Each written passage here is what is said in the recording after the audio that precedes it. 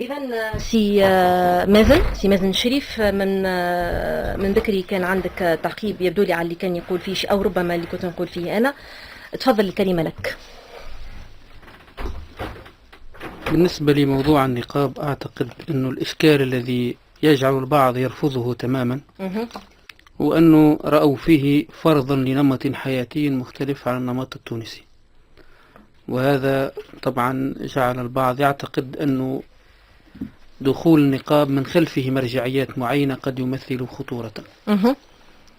كي نكون واضحين، أعتقد أنه النقاب إذا كان يعني حرية شخصية فلا لبس عليه رغم إشكالياته ضمن الدولة المدنية في منظومة التعليم أو في منظومة التعامل إلى غير ذلك، يطرح إشكاليات حقيقية وليست من قبيل الوهم أو الظن. هذه مشاكل فعلية وتطرح إشكاليات بيداغوجية وغيرها. وأعتقد أنه ما دام شرعا هو ليس بواجب وهو مباح، فالمضي فيه بشكل فيه تعسف على الدولة ومؤسساتها فيه إشكال كبير. لكن المشكل الأكبر منه هو أنه ما هي المرجعية التي جاءت خلفه والتي تحركه وتجعله يظهر بهذا الشكل. نحن إشكاليتنا مع مرجعية واضح الكلام فيها وواضح الكلام عنها، وهو التيار الوهابي الذي كانت تونس في مواجهته منذ حمود باشا ورفضته بالقطع. رسالة علماء تونس المحمية إلى الضال الوهابي للشيخ عمر المحجوب المالكي التونسي، وأيضا كثيرة هي الردود. فهذا التيار الذي استخدم كل شيء ليفرض وجوده، ليست المسألة متعلقة بالنقاب، متعلقة برؤية للدين، برؤية تجعل قراءة الفاتحة جماعيا بدعة، والقراءة الفاتحة على الميت بدعة، والفاتحة في الخطبة بدعة، وزيارة المقابر بدعة، والتصوف كفر، وزيارة مقام ولي هي شرك، والاحتفال بمولد بدعة. يعني مشاكل كبيرة جدا. فهذا الفكر يجعل النقاب فريضة على المسلمة، وهذا غير صحيح، ليس فرضا، ويجعل العفة والدين كله فيه، وهذا أيضا غير صحيح. وأعتقد أن هذا الفكر هو، أنا طبعا أؤمن بذلك علميا حتى من تاريخ هذا التيار، هذا رأيي الشخصي. وأعتقد أنه عندما أقرأ المجد في تاريخ نجد لابن بشر مؤرخ هؤلاء ما فعل في العراق من مجازر وغيرها، وعندما أقرأ كتاب رد المحتار لابن عابدين مفتي الشام حينها، عندما أقرأ فتنة الوهابية لأحمد بن زين دحلان مفتي مكة في تلك الفترة، وعندما ندرس الواقع نعلم أن هذا الفكر هو استمرار للخوارج، وهو اليوم المنبع الأساسي للإرهاب. يعني التيارات التكفيرية تنبع من منهج وهابي. صحيح ربما أن الدولة السعودية مثلا نمطت ذلك التيار ضمن ما كان من ميثاق نجد بين ابن سعود وابن عبد الوهاب، نمطت ذلك ليكون خاصا بفرض نمط عقائدي شعائري دون أن يمس الدولة.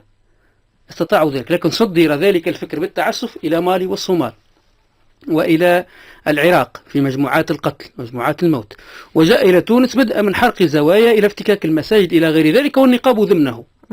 فإذا كان النقاب كذلك فحين يصبح إشكال. أما إذا كان حرية شخصية معزولة هذا موضوع ثان. إذا كان النقاب يتعلق بتيارين، بفرض تيار فكري، نحن كتونسيون كمالكية أشاعرة صوفيون على طريقة الجنيد نحن ضده مبدئيا وليس مسألة شخصية، ضده المبدأ، فهذا يطرح إشكال. وإذا كان أيضا النقاب يستخدم كغطاء للإرهاب الذي هو في الحقيقة يرجع إلى الفكر التكفيري، والفكر التكفيري يرجع إلى الفكر الوهابي، فهذا أيضا يطرح إشكالية كبيرة جدا. وأنا نحب نشير إشارة أنه من بين دلائل الاختراقات الخطيرة أنه المعهد الإسلامي، مجلس الإسلامي الأعلى بتونس الذي يتبع رئاسة الحكومة، يصدر مجلة اسمها مجلة الهداية. وفي مجلة الهداية في الصفحة 5 يمكن أن نقرأ منها طبعا ماذا يقول الشيخ الدكتور لصيف عبد الله لصيف الذي عين رئيس هذا المجلس. هاك باش ما تقولوش الإعلام جاهل، هاك الإعلام عنده عدد. واحنا نشرنا هذا الأمر في أيوة. صفحاتنا. يتكلم عن الوهابية ويقول خاصة في موسمه بعضهم بالمذهب الوهابي تارة وبالدين الوهابي تارة أخرى. نعم.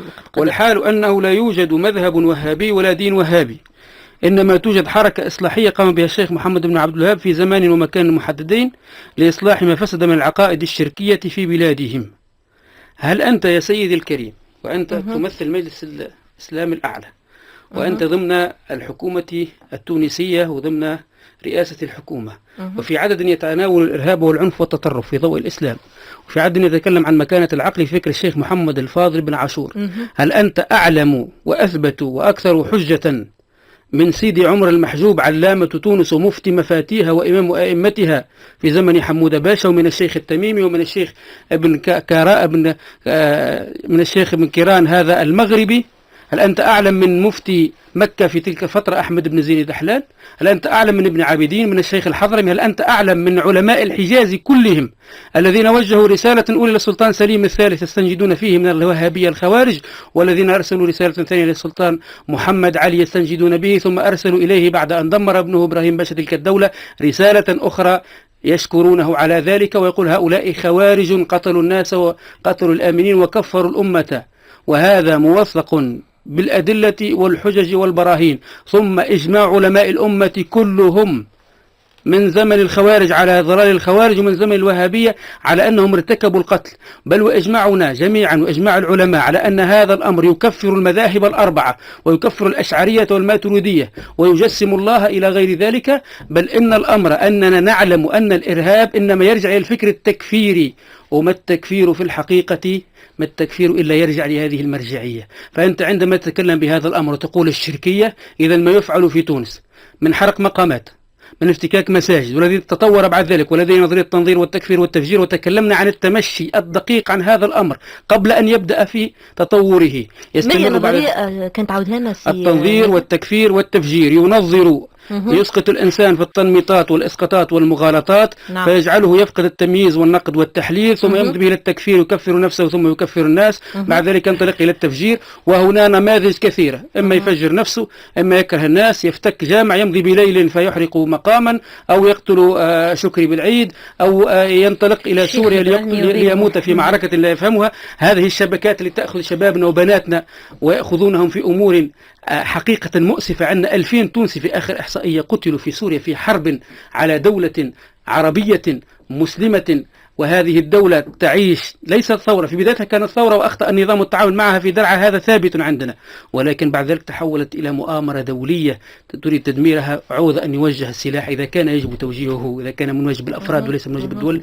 إلى دولة إسرائيل، وجهها على المستمع كي لا أطيل أنا أرجع أيوة. إلى أنه النقاب، هل أشحك جبت القصة هذه كلها؟ أيوة. النقاب باختزال، وأنا أوجه هذه رسالتي للجميع، خاصة لأنه حتى ثم قرارات استراتيجية لا على وزارة الداخلية أن تتخذها، وأنا أتحمس لها، لو مش مسألة عامة لن نستشير الجميع من أجل قرار استراتيجي عسكري أو أمني، هذه مسألة أخرى، ما نعوموش المسائل.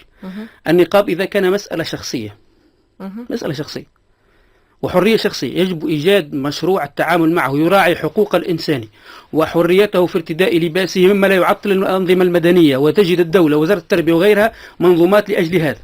إذا كان يتعلق بما ذكرت من هذه الشبكة كلها فأنا يولي مسألة أخرى، فلي مسألة خطيرة جدا، لأنه في نهاية المطاف الذي يتكلم عن صيانة الأعراض فلننظر لدينا إحصائيات حول الزواج العرفي وكيف انتشر.